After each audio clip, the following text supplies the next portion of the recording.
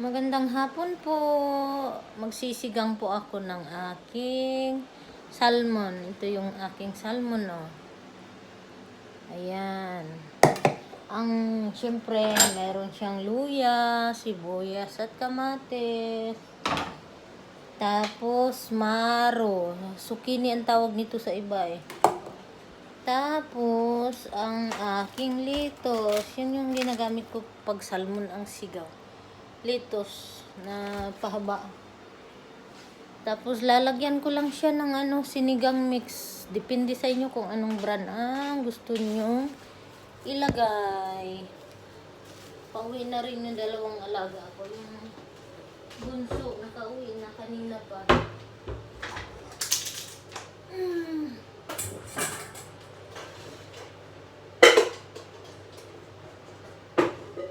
Pwede ka nang umpisahan igisa itong mga luya at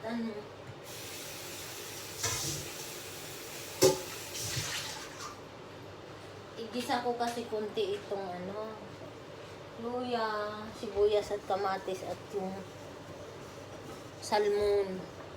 Pag medyo luto na, tatanggalin ko yung salmon sa kaldero para hindi ma-overcook, magkadurog-durog.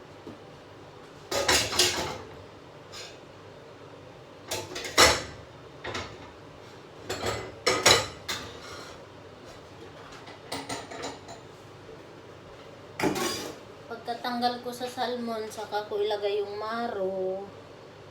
Pag lumambot na yung maro, saka lagay yung litos. Pero bago ko ilagay yung mga gulay, linalagyan ko muna yung sinigang mix. Nagtitimplahan lang ng asin at paminta.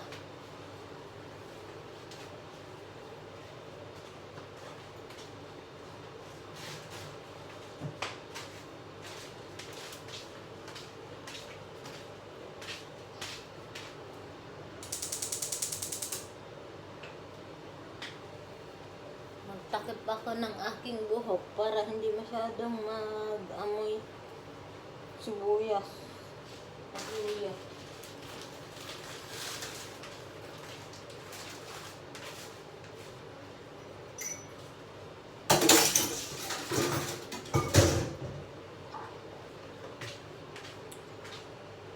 Habang nagluluto ang aking alaga, isa ay nanonood ng TV.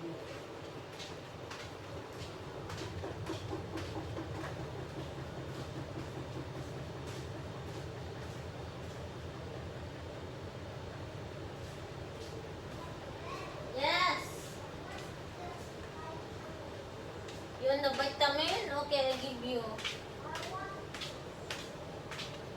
No guys, ibaba ko muna ito at lubat na ako. Kailangan ko i-charge tong telepono ko. At mamaya bababa kami. Susunduin ko naman yung dalawa sa baba. Bye muna.